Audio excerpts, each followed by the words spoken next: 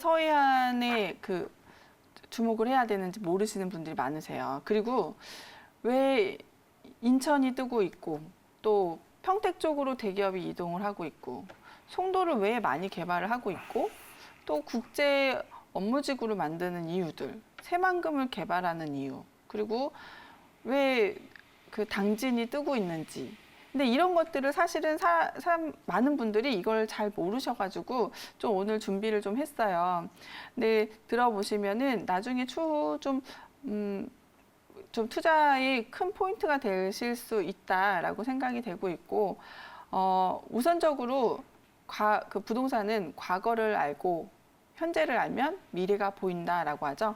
서해안은 예전에 과거에서부터 우리나라는 이제 서해안 쪽에 전자산업, 철강, 조선업 쪽으로 이제 많이들 포진을 해가지고 경부 쪽으로는 이런 산업들이 계속 개발이 되고 있었고 진행이 됐었고 동남 쪽은 유럽이나 미국, 일본 무역으로 해가지고 고도 성장을 계속 거쳐왔었죠. 근데 21세기가 되면서 글로벌 시대에 접어들면서 반도체, 첨단 산업, 그리고 신재생 에너지 등으로 해서 미래 국가 경제 발전으로 해서 새로운 중심축으로 떠오르게 됐는데 특히 여기서 중국이 G2로 급부상을 하면서 서해안이 이제 미래의 중심축으로 새로운 중심축으로 변화하게 됩니다. 왜냐하면 중국에는 가장 큰 산업단지 3개가 서해안과 가장 가까운 항만들을 가장 접촉하기 가장 좋은 입지를 갖고 있기 때문에 교류하기 굉장히 좋습니다. 교육하기 되게 좋죠. 그렇기 때문에 산업단지가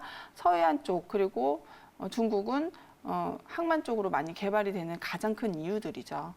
그래서 앞으로는 이 산업단지 쪽으로 계속 대기업들이 산업단지를 몰려올 수밖에 없고 아시아권의 산업단지들도 이쪽으로 밀려올 수밖에 없다라는 가장 큰 좋은 입지의 개발 이유들을 갖고 있다라고 볼 수가 있습니다. 자, 중국과의 접근성이 좋기 때문에 그 이유가 되는 게 핵심인 것 같네요. 그죠? 자, 최근 대기업 산업단지들이 서해안 쪽으로 이전하는 것도 어떻게 보면 이 서해안권 개발의 영향인 거 맞는 거죠? 네, 그렇죠.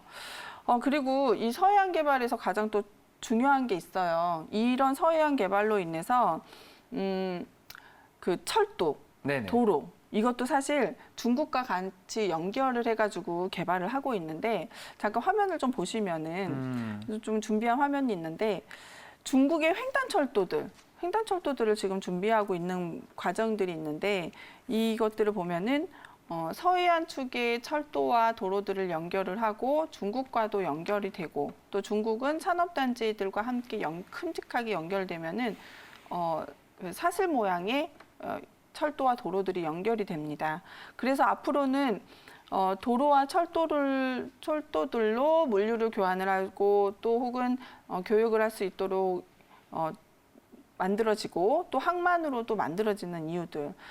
그래서 이 교육들이 이루어지게 되고 만들어지게 되면은 인구만 해도 15억만이 넘는 인구들을 만들어내죠. 15억만 명이 인구가 늘어나게 되면 당연히 이 주변에 부동산 가격 상승은 굉장히 크게 일어난다는 거. 게다가 GDP는 12조 원이 넘고 또 교육 규모 자체가 또 4조 원 달러가 넘는 거기 때문에 이 규모가 어마어마하게 큽니다. 게다가 이게 한국, 중국, 일본이 이제 3국을 다 기준으로 했을 때 이 교육들이 다 이루어지게 되면은 서해 그리고 동해권에는 산업단지들과 부동산의 가치 상승이 굉장히 크게 이루어진다는 거. 그리고 왜 이런 철도와 도로들이 이루어지게 되는지를 보시면은 다음 장을 보시면은 중국 쪽에 이 항만들이 평택이나 송도 이쪽과 가장 가깝게 배로 다니는 길이라고 하죠. 항로가 전부 다 잘 이루어진다는 거죠. 그래서 이쪽으로 대기업이 이전할 수밖에 없다라는 큰 이유들도 갖고 있는 게 바로 이겁니다. 단둥이라던가 다롄이라던가 엔타이, 특히 엔타이 같은 경우 그리고 웨이하이, 칭타오 이런 곳은 산업단지가 크게 형성된 지역들이기 때문에 항로들이 잘 평택하고 가장 많이 이루어지는 지역이다라고 볼 수가 있습니다. 자, 우리나라 굴지의 대기업들도 지금 주목하고 있는 서해안권 개발. 자, 그렇다면은 현재 서해안 시대로 오기까지 서해안뿐만 아니라 뭐 우리나라 각지에서 산업 개발이 많이 이루어졌잖아요, 그죠? 지금까지 우리나라 산업벨트의 역사를 한번 우리 이채민 전문가님께서 정리를 좀 해주시면 좋을 것 같습니다. 네, 그 산업벨트들은 사실 굉장히 많이 들어보셨을 거예요. 네, 1단계 이제 동남권 산업벨트 같은 경우에는 미국, 유럽 대상 수출을 중심으로 한 그 염가 제품의 수출 산업, 그리고 철강 조선들의 고도 성장기를 이끈 산업 지적 지역이라고 볼 수가 있고요.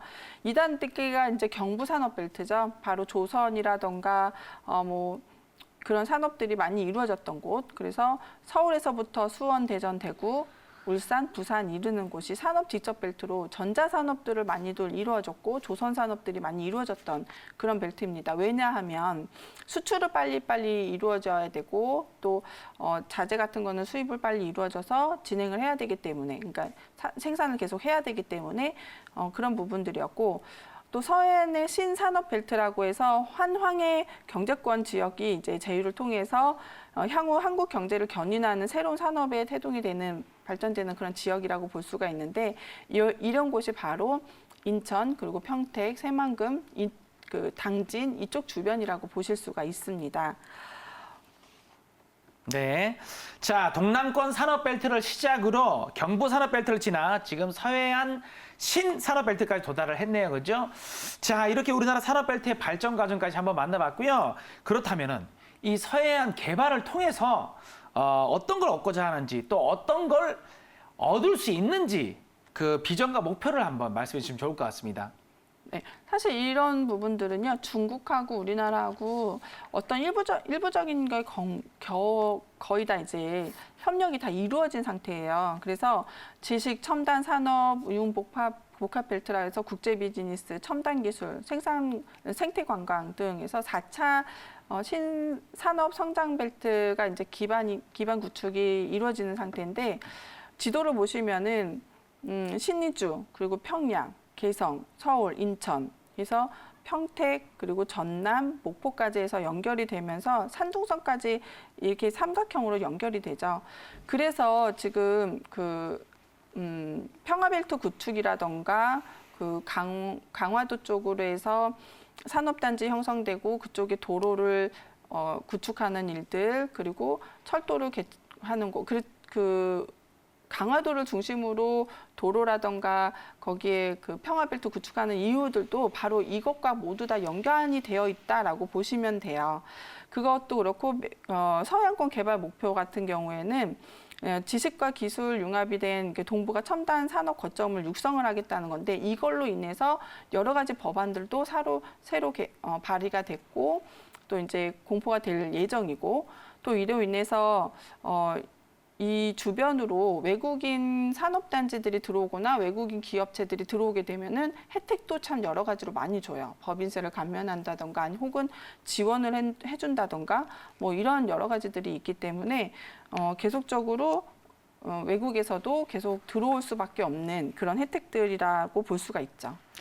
네. 서해안의 입지적인 강점을 활용해서 환황의 경제권을 주도하는 융복합 벨트를 생성하는 게 목표인 개발 그런 사업입니다. 그죠? 그렇다면은 이 서해안권 중에서도 구역별로 개발의 색깔이 다 다를 것 같은데요. 어떻게 구역이 나눠져 있는지, 그리고 구역별로 추구하는 목표가 무엇인지 그거 좀 설명해 주시면 좋을 것 같습니다. 네. 지금도 이미 많이 형성이 되어 있죠. 슈퍼 경기망권이라고 해서 비즈니스, 물류, 첨단 산업들이 이제 복합되어 있는 경제 거점이 되는데, 뭐 항공, 로봇, 자동차, 반도체, 여기가 이제 슈퍼 경기망권이라고 해서 이미 뭐 화성에 자동차 같은 경우에 현대 기아차들이 이미 그 거점이 되어 있고, 그리고 뭐 전자라던가 뭐 반도체 같은 경우에는 삼성전자랑 LG전자가 이미 기업체들이 자리를 잡아서 계속적인 생산을 하고 있기 때문에 슈퍼 경기망권은 이미 많이들 형성이 되어 있고 앞으로 더 많이 유입될 예정이라고 보실 수가 있습니다. 충남 서해안권 같은 경우에는 관광 휴양 기간 산업이라고 보실 수가 있는데, 그래서 거제도를 풀빌라라던가 여러 가지 이제 휴양 시설들을 만들고 골프장을 개발을 하고 여기에 관광이라던가 휴양에 관련돼서 이제 외국에서도 부동산 컨설팅 들어와서 진행하는 부분들도 바로 이런 부분들이고, 새만금권 같은 경우에는 신재생 에너지라고 해서 녹색 산업 발달까지 해서 그런 거점들을 만드는 이유들도 이런 부분이고요. 새만금권 같은 경우에도 산업단지가 같이 들어옵니다. 이 신재생 에너지에 관련된 많은 산업단지들이 들어오죠. 이렇게 세 가지가 나눠진다라 볼 수가 있습니다. 자, 이렇게 서해안 개발의 구역별 계획까지 우리가 알아봤습니다. 사실 이렇게 경제 발전을 위해서 다른 나라와 교류를 할 때 가장 중요한 게 바로 편리한 교통수단이라고 이제 말씀을 하는데, 현재 서해안 개발권에 계약되어 있는 그런 도로나 철도, 항만 등 어떤 게 있나요?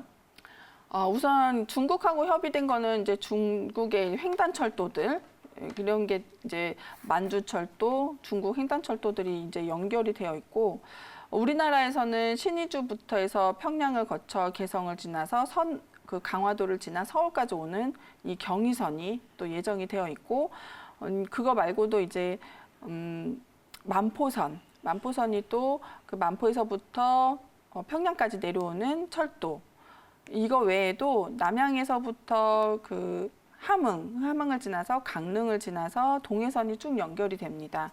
그리고 동해에서 서해안으로 또 연결되는 경원선이 또 이제 예정이 되어 있죠. 이런 것들을 좀 보면은 거의 사슬형으로 철도랑 도로들을 연결을 할 계획들이고, 이런 것들이 이제 계속적으로 진행이 되게 되면은 이제 지금 뭐 우리 서울이나 수도권을 보면은 거의 중심이 서울 중심으로 되어 있죠. 근데 이렇게 되게 되면은 서해와 동해 쪽으로 많이 이 변화가 일어날 것이다라고 볼 수가 있죠. 그래서 좀 더 자세히 보면은요, 좀 더 크게 보는 지도예요. 그래서 중국을 횡단하는 철도들, 그리고 몽골을 횡단하는 철도, 그리고 그 외에도 이제 1대1로 미연결되는 구간들이 또 많이 있는데, 이것들이 모두 다 협의가 끝나게 되면은 우리나라도 이제 철도를 이용을 해서 몽골과 중국을 가고 유럽을 갈 수 있고, 지금은 비행기로 이동할 수 있던 것들이 이제 물류도 철도로 이동을 할 수 있고, 또 항만을 이용을 해서 이용할 수 있고, 또 이로 인해서 지금 또 하나 변화되는 것들이 뭐냐 하면, 항로와 항만을 이용을 해서 물류나 관광을 빠르게 진행할 수 있는 것들이 이슈가 하나가 바로 인천항의 골든하버입니다. 이게 뭐냐 하면은 자율운항 선박 기술개발 사업인데, 굳이 사람이 운항을 하지 않아도 선박이 자율적으로 움직일 수 있도록, 그리고 이 속도나 이런 것들이 굉장히 빠르게 움직이죠. 인천의 그 송도의 골든하버 선착장 같은 경우에는 가장 빠르게 중국으로 오갈 수 있고, 또 이 선박은 서울에서 또 빨리 올 수 있는 지역 입지적인 걸 갖고 있기 때문에, 만약에 이게 완성이 되게 되면은 중국의 많은 관광객 그리고 산업에 대해서 빠르게 오갈 수 있는 좋은 장점을 갖고 있다라고 볼 수가 있습니다. 그래서 거제도에 사업비를 20조 원을 넘게 투입을 하면서 자율선박에 관련된 연구비를 5년 동안 투입을 하게 됐죠. 근데 그걸로 인해서 미분양 아파트들이 피가 붙고 가격이 상승했던 그런 큰 이슈들이 있었던 게 바로 요런 이슈들이라고 연관돼서 보시면 될 것 같습니다. 그래서 요 자율선박에 대해서 조금만 더 설명을 드리면은, 이게 사실은 거제도, 인천, 평택 이런 부분에 큰 이슈가 되는 것들이기 때문에 한 번 더 짚어드릴게요. 자율선박에 대해서 이제 무인선박, 자율선박, 스마트쉽이라고 나눠지는데, 이렇게 설명하시면 돼요. 이제는 사람이 직접 움직이지 않아도 물류를 싣고, 사람이 운전하지 않아도 육상에서 직접 배를 원하는 곳까지 갔다가 다시 보내주는, 이런 게 가능하다는 거죠. 이런 기술들을 우리나라가 단기간에 빨리 진행을 할 수 있다라고 볼 수가 있습니다. 그래서 간단하게 마지막 장을 보시면은 시스템 제어를 하고 의사결정을 하고 상하 시스템을 하면서 이 육상에서 이 원격 조정을 모두 다 해줄 수 있다는 거예요. 자, 서해안 개발로 인해 더욱더 촘촘해지고 있는 교통망에 대한 이야기를 우리 이채민 전문가님께 좀 들어봤습니다. 이 서해안 개발에 대해서 공부를 하고 있는 때는 생산 가능 인구에 대해서도 꼭 분석을 해야 한다고 들었는데, 그 서해안 개발과 생산 가능 인구, 도대체 이 두 개는 어떤 관계가 있길래 이렇게 얘기를 하는 건가요? 우리나라가요, 2030년이 되면은 생산 인구가 굉장히 많이 줄어들어요. 그래요? 네. 네네. 그거를 이제 우리나라는 1970년부터 이미 파악을 한 사항이고, 그래서 잠깐 표를 보시면은요, 2010년에는 우리나라 생산 인구가 세계에 비해서 굉장히 많이 늘어났죠. 네. 근데 2030년을 보시면은 세계에 비해서 굉장히 많이 줄어드는 거, 급격하게 하락하는 걸 볼 수가 있어요. 그렇게 되면 가장 크게 문제가 뭐냐?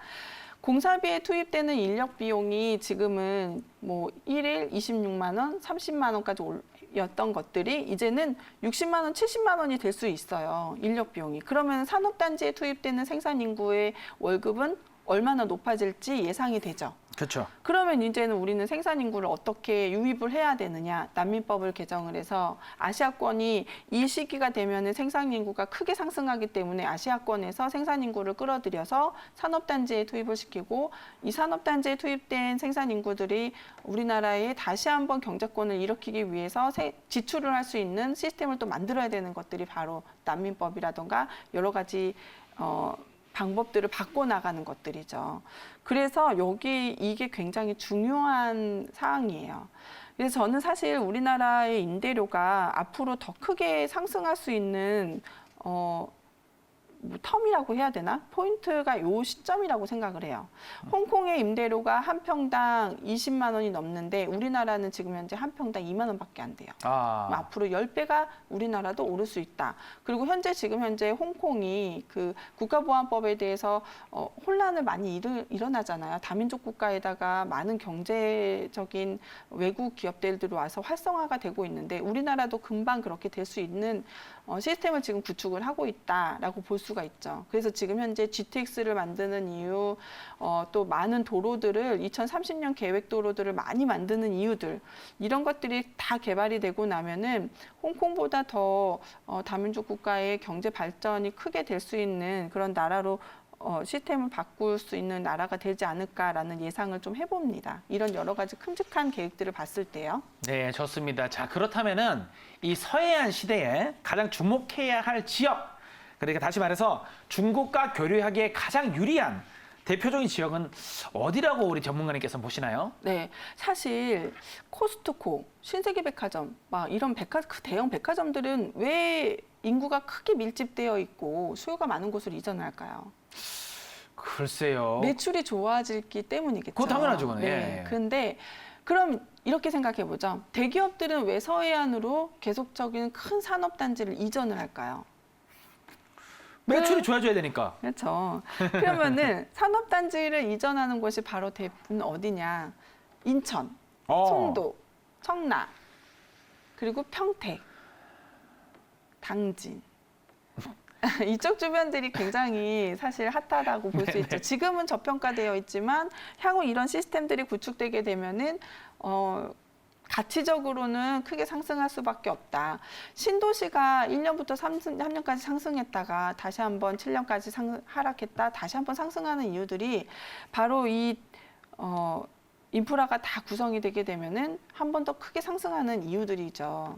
그래서 이렇게 신도시들을 좀 주목해 보셔야 되는, 하락 시점에서 다시 한번 매수를 생각하셨다가 인프라가 모두 다 차면 상승을 기대해 보셔도 좋다라고 해볼 수 있죠.